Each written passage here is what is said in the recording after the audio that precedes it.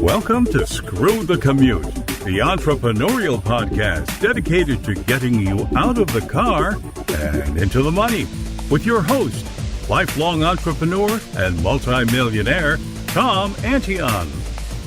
Hey everybody, it's Tom here with episode 545 of Screw the Commute podcast. I'm here with George Horrigan, and let me ask you a question. Are you ready to take your sales through the roof? Are you going to you want to take your business where you want it to go? You want to work less, make more, and have fun in your business? Well, that's what this show is all about. I got to tell you that. So if you answered yes, you're in the right place. See, during the past 21 years, George has shown over 1,200 leadership teams how to grow an existing business or start a new one. And he's the author of 3 books, with the 4th book titled Work Less, Make More, and Have Fun in Your Business. And that's coming out late this year. And I got to tell you, he has more designations after his name than my shoe size. I mean, he's everything. I don't even know what some of them mean, but we'll bring him on in a minute. Now, we sure had a hoot with episode 544, Claudia Monticelli, or I don't know how to, she's an Italian lady, but oh my God, she does 14 different things. She's a PhD, and just a hoot, showing you how you can do tons of different things and still have a good time. And like George says, have fun in your business. So that was episode 544. And then there's a whole series on my new audiobook and audiobook production, episodes 543. And there's a whole bunch of them before that, showing you what you have to do to get on Audible, all the technical stuff that you have to comply with. So that was a whole series before that. And of course, anytime you want to go to a back episode, you go to screwthecommute.com/ and then the episode number. All right.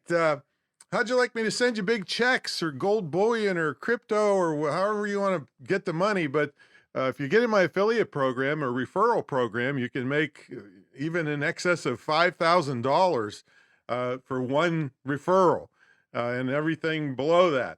So check it out by giving me an email at tom@screwthecommute.com, and we have all kinds of products and services, and we'll help you, get a program that's perfect for your crowd so that you make the most commissions.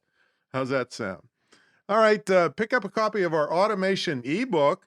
Now, this book, we estimated a couple years ago, this saved me 7.5 million keystrokes. That wasn't an exaggeration. And that's been a couple years ago, so I'm sure it's at 8 million by now.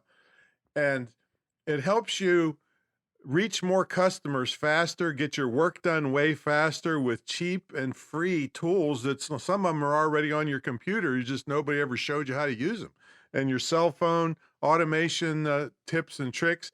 And it allows you to ethically steal customers from people too slow to get back to people. I mean, we got a sales expert on today, but if you get back to people fast and impress the heck out of them, you're likely to get the sale. So we'll see what George has to say about that. And while you're at it, pick up a copy of my podcast app. Get the book at screwthecommute.com/automate free, and then pick up a copy of our podcast app at screwthecommute.com/app. That's APP. It does all kinds of cool stuff, and we have training on how to use it. And you can put us on your cell phone and tablet and take us with you on the road. Now, we're still going strong with our pilot program to help persons with disabilities get trained in internet and digital marketing.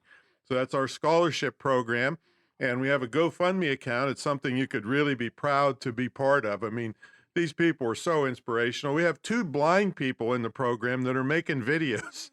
I mean, just whenever I hear people crying, well, I can't do video. Well, go watch the GoFundMe campaign and see what these people are doing, and they're blind. So anything you can throw in there to help out is great. And hey, if you're really flush with cash, you could sponsor a person yourself. And boy, that would be something you could really, really be proud of. We're going to get them hired or in their own business or both. And then I took a grant writing course so that when I prove the concept, then I'm going to roll it out to big companies and foundations and help loads of people. It's one of my biggest legacy projects. So So I'd love to have your help on that. Check it out at our school site, imtcva.org/disabilities. All of this stuff and George's stuff will be in the show notes. Okay, let's get to the main event. George Horrigan is a noted innovation and business planning expert. He started and operated 9 companies and is founder and CEO of Fountainhead Consulting Group, Inc. When he's not showing people how to create the business of their dreams, you'll find him being loved by Isabel, Jeremiah, and I think it's Zechariah, or he's hiking in the North Georgia mountains. And before I bring him on, I got to tell you, he's man of my heart. He's the owner of Bo, the goofiest yellow lab in the world, and I think Guinness is going to certify that. So, George, are you ready to screw I'm the ready. commute? How you doing, man? I'm doing great, Tom. How are you doing? Good. Been a long time.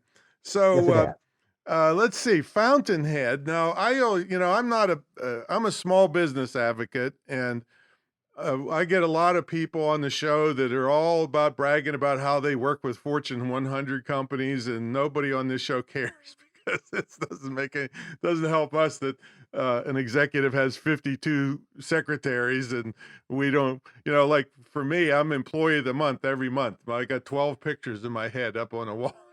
so, so we, when I saw Fountainhead, I saw, oh, fountain, because I usually tease about, hey, if you miss the corporate world, just get yourself a water fountain and go gossip next to it, and you'll be happy.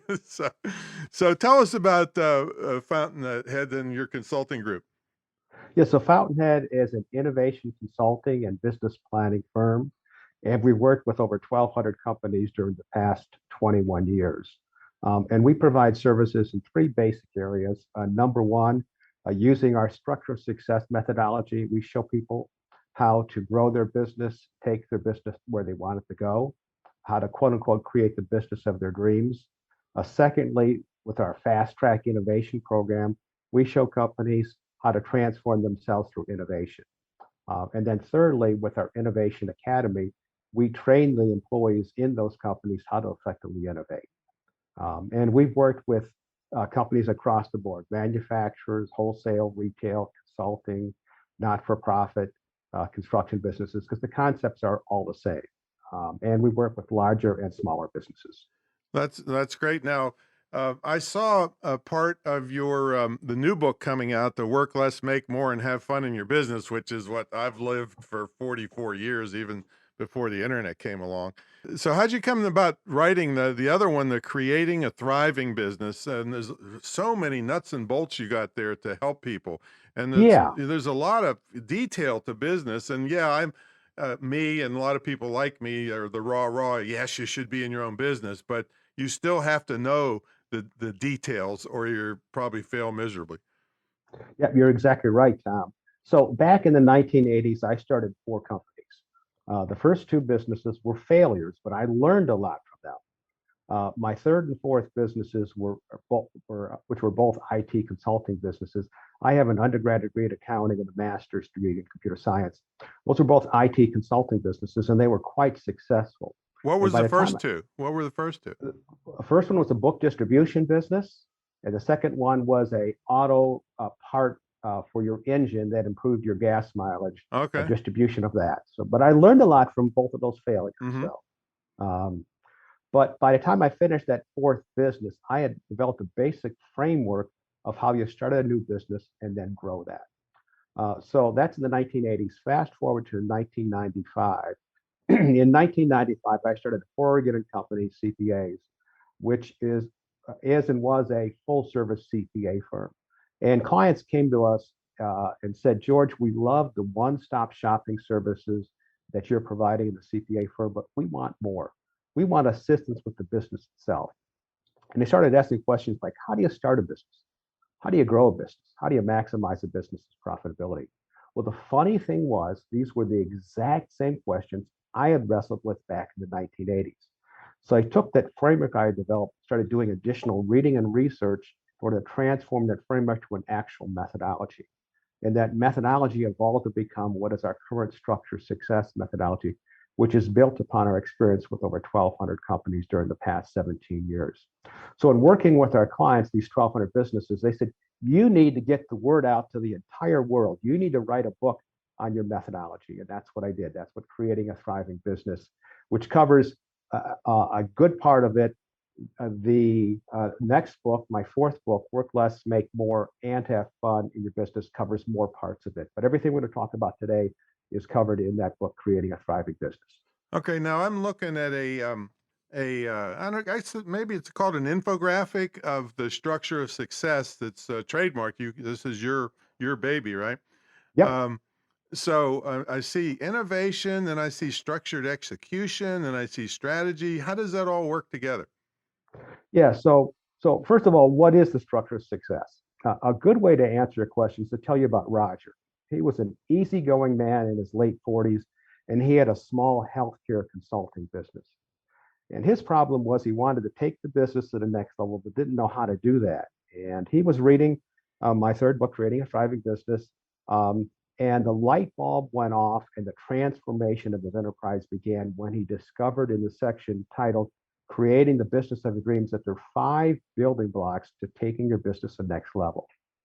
So those 5 building blocks are, and for our listeners, just imagine a pyramid, and you're starting at the bottom of the pyramid and you're building steps on that. So the foundation of our entire structure of success methodology is, what are the values that you hold near and dear as a business owner, and what is the vision for your business? What is the destination of where you want to take your business? What is the direction you want it to go in?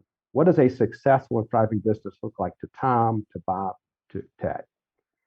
Second building block is identifying your business's unique critical success factors. And the concept of critical success factors was developed about 20 years ago. And what it is that every single business on the planet Earth has its own unique set of make or break factors. And if a business identifies those critical success factors, then accomplishes them, that business will be successful, period, paragraph. But if you don't identify them, then of course, then you can't accomplish them. And no matter how much time, money, or talent you throw at the business, it'll never be successful, which is what happened with the dot-com businesses there.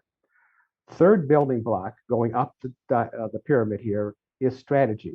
You need to develop a comprehensive strategy to accomplish your vision and fulfill your critical success factors. The fourth building block is execution. It's not enough to have a strategy. You need to execute the strategy in a logical, systematic way, which we call structured execution. And then the fifth building block, the top of the pyramid, is innovation. Innovation is how you beat your competition and separate your business from the rest of the pack. Wow. Yeah. So I'm looking at the chart here, and yeah, it does look like a pyramid. But I like to focus on the strategy, the 6 areas of strategy you have here, which are vision, marketing, production, finance, human, and information. So go in a little bit deeper on those. Good. Well, let me start off by telling you about Sterling and Cindy, who were an ambitious couple in their early 40s who owned a mid-sized printing and advertising company. The problem was that they needed a game plan for growing their business. And as we worked with them and they learned about the structured success methodology, that you need to have a comprehensive strategy that addresses all 6 areas of your business, one of the owners, Sterling, jumped up right in the middle of the meeting and said, aha, this is what we've been looking for. And it was very dramatic. It kind of shook everybody up there. So the first area of the 6 areas of your strategy is, what vision do you have for the business, and what leadership are you providing to drive the business into your vision? Your vision and leadership drive determine your marketing and sales.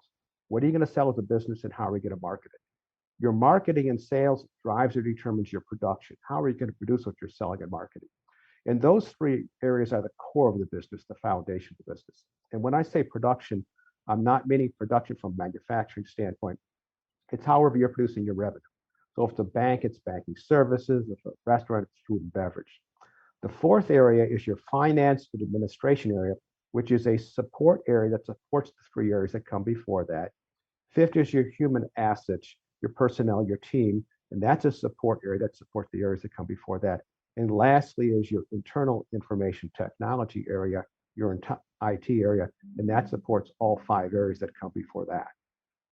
Now, what happens if you try to skip over these?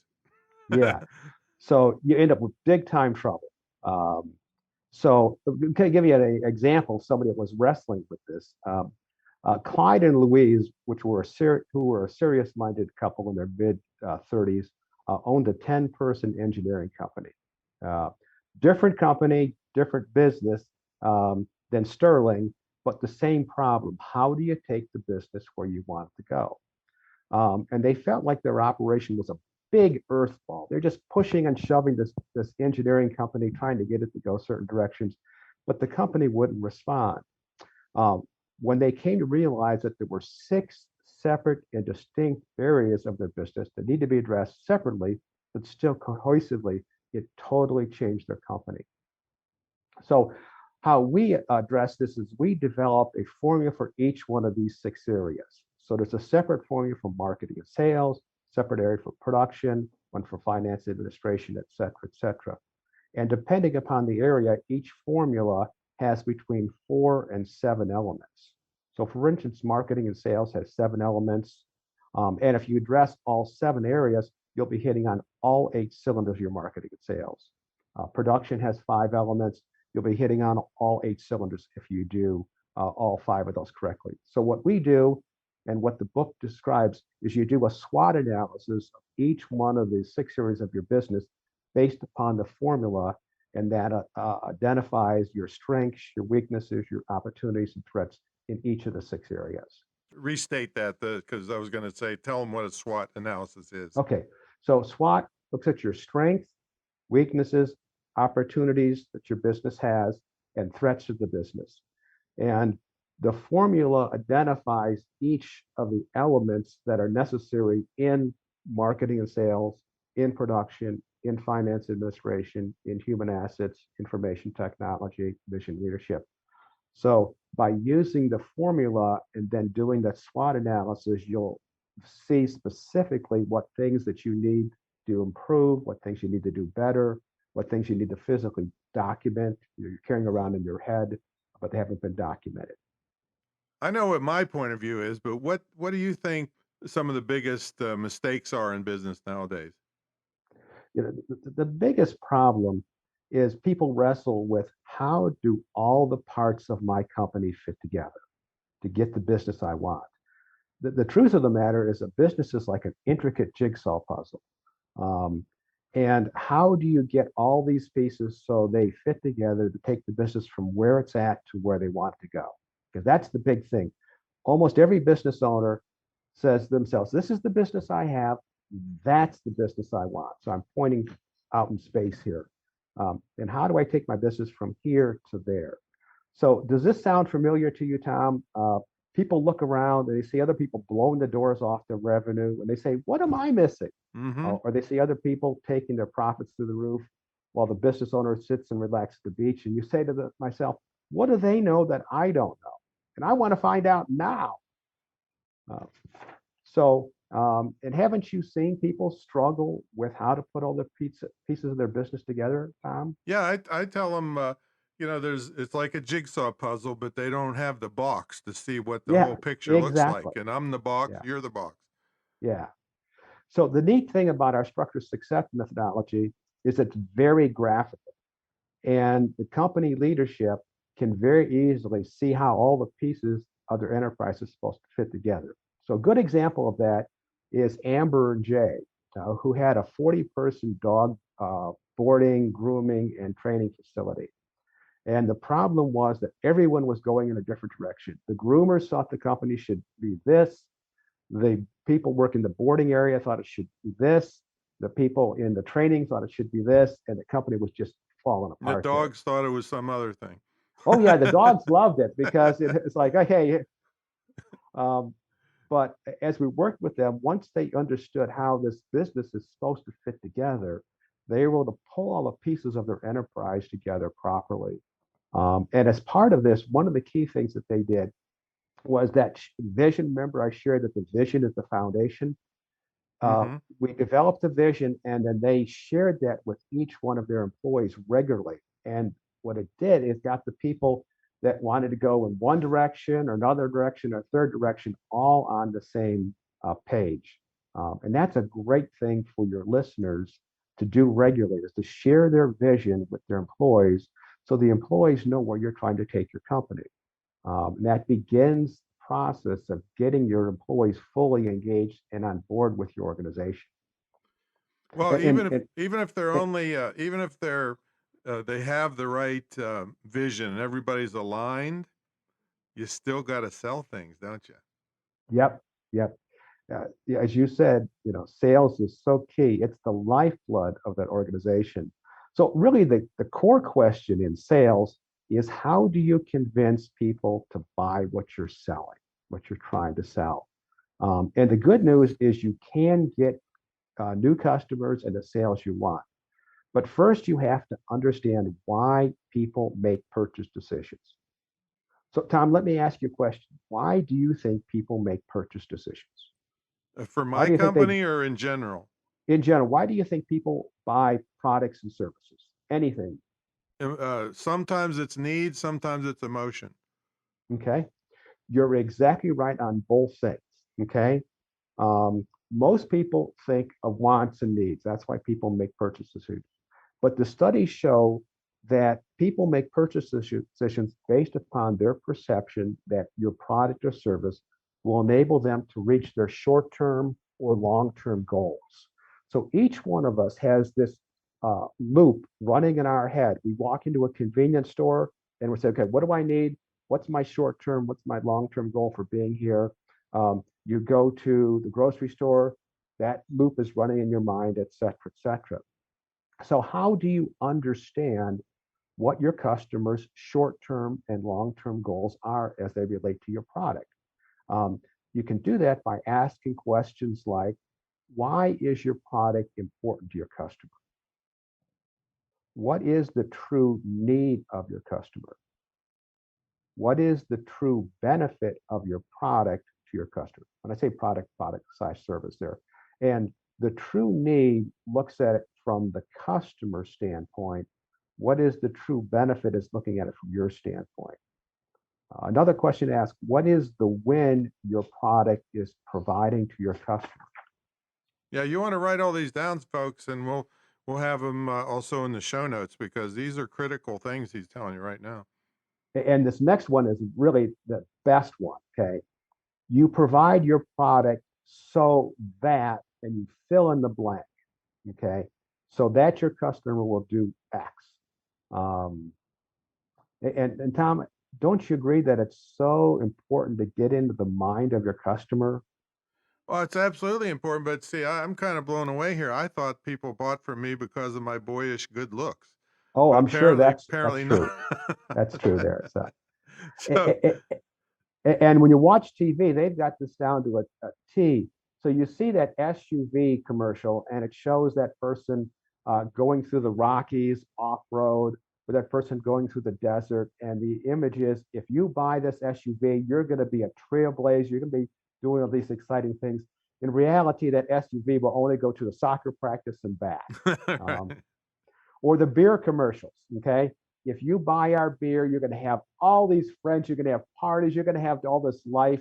Um, so, what they're doing is painting an emotional state. So, what the real question is, and what really we make decisions on, is the emotional state that we perceive we will be in once we obtain those short term and long term goals.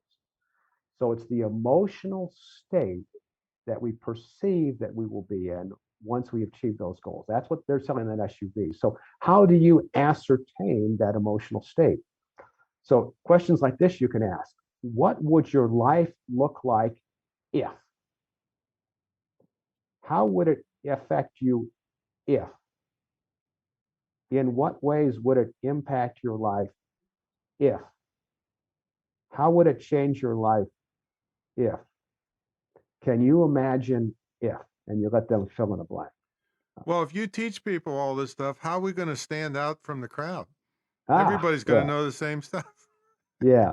So let me just add a little bit more, give you an example of how a business put that into play of understanding their customers' short-term and long-term goals and emotional state there. So Bob and Nick had a pharmaceutical consulting company.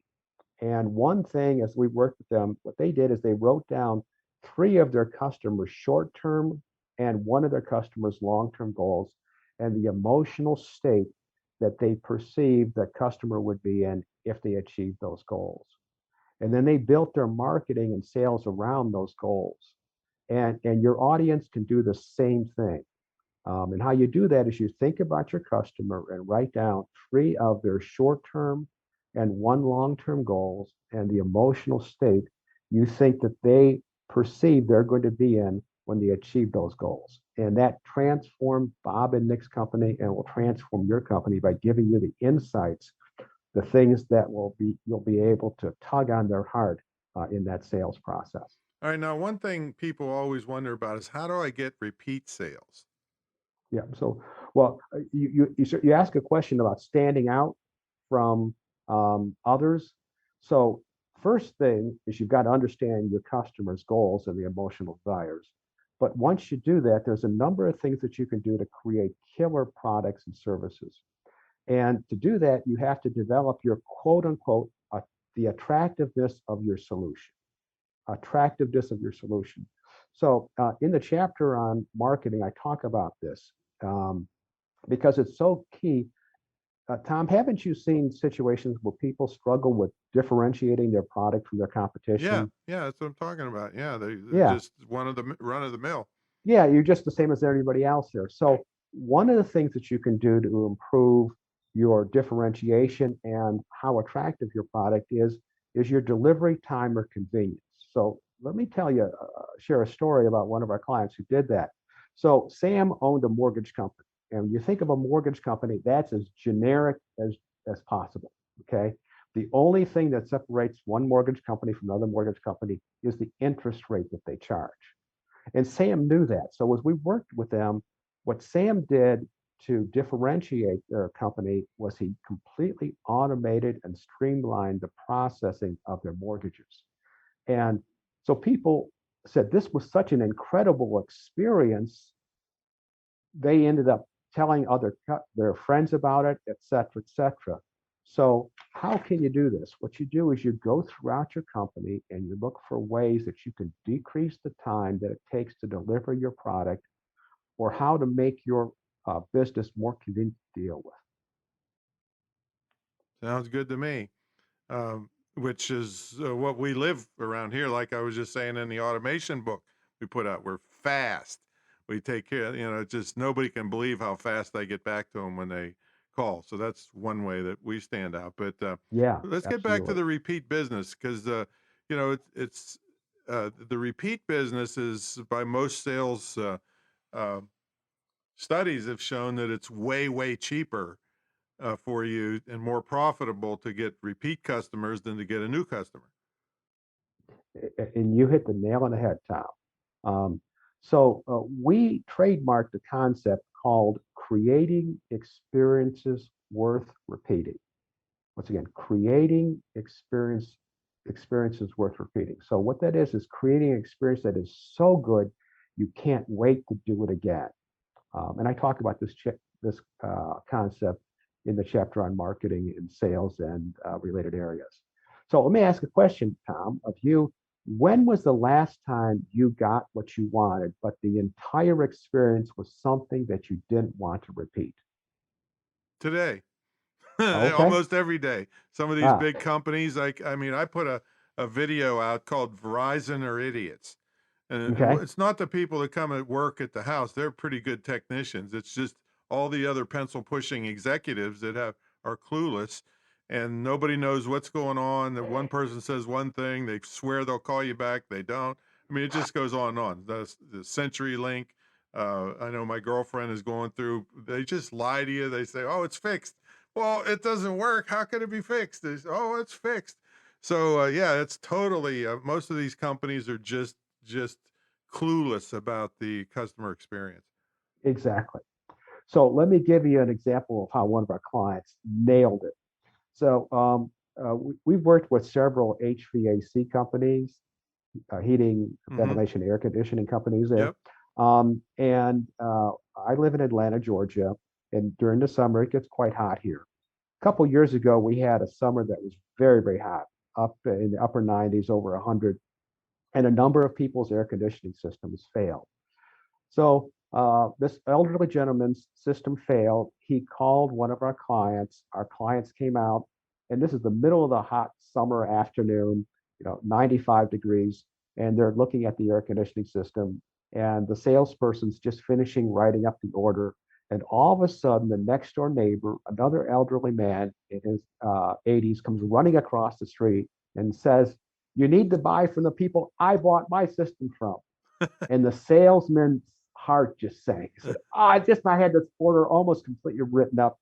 Guess what? Turned out it was the exact same company that the salesperson worked for. They had done such an incredible job that this next door neighbor, an elderly man in late 80s, in super hot summer, ran across the street to tell them, "You need to buy from the people I bought from." And that is the best example of creating an experience worth repeating. So what this company did was one thing that they did was to ensure each salesperson knew and did what was best for the customer, not what would give them the biggest commission. And this was a key part of creating experiences worth repeating. And part of that is a great thing to do is to look at your sales processes and see how you can increase the trust that your customer feels towards you. If your prospect trusts you, even if you don't immediately get the sales, most likely down the road you'll get the sales as well as a boatload of referrals. Because trust is really the new currency of the 21st century. That's what social media is all about. People referring other people, saying, "Hey, I had a great experience." So that's how to create experiences with repeating to get those referrals and repeat business. Beautiful. So you've worked with lots of businesses. So what are some of the ways people try to run their business? So what we've seen in working with 1,200 companies is there are really only two scenarios for operating a business. Number one, the fruit stand scenario. Number two is the factory scenario. I know a lot of business owners that are fruits, but go ahead. Yeah. So what is the difference between a fruit stand and a quote unquote economic factory? A fruit stand owner shows up Monday, sets up the fruit as revenue. Tuesday comes in, sets up the fruit as revenue. Same thing Wednesday. Thursday, they don't show up. There's no revenue because they weren't there to set up the fruit. Friday, they come back, set up the fruit, they have revenue. Versus a factory owner shows up Monday, builds the factory, has no revenue. Tuesday comes in, hires the personnel, trains them, puts the equipment in place, still has no revenue. Wednesday, they come in, start the factory, oversee operations, they have revenue. Thursday, they come in, oversee operations, they have revenue. Friday, they don't show up, they still have revenue. Monday, they don't show up, they still have revenue. The truth of it is, fruit stand businesses can be put up very, very quickly, versus a factory business takes much longer because you've got to build the systems in. But the beautiful thing about a factory type business is that it's scalable. So let me give you an example.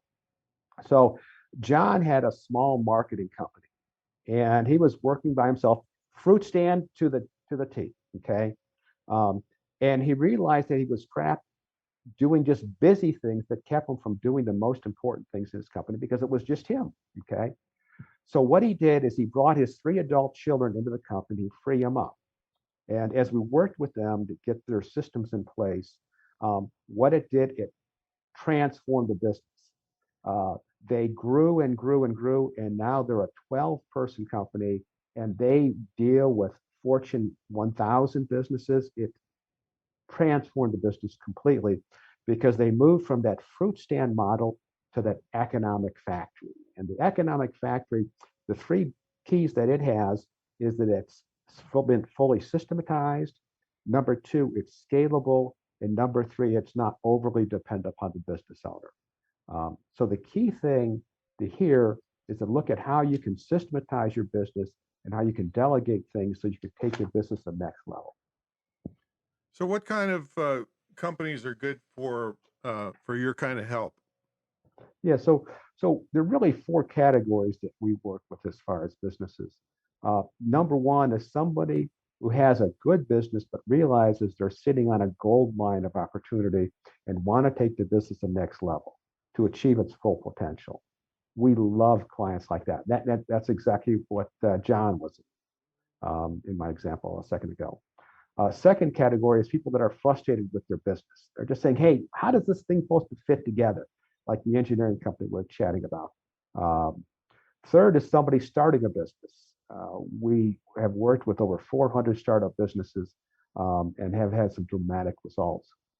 And then the fourth area is a business that has some major problems or is going in the wrong direction. It just needs to turn things around. We can do great things for businesses in all four categories. Now, how do they get a hold of you? So phone number, first of all, that's the easiest, 770-642-4220. And That's we'll our have all office this code. in the show notes, folks. Okay. 770-642-4220 is the phone number for Fountainhead Consulting Group.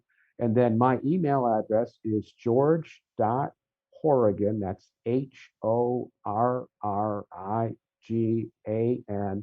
at Fountainhead, all spelled out, Fountainhead Consulting, all spelled out, group.com. So you've got two G's next to each other.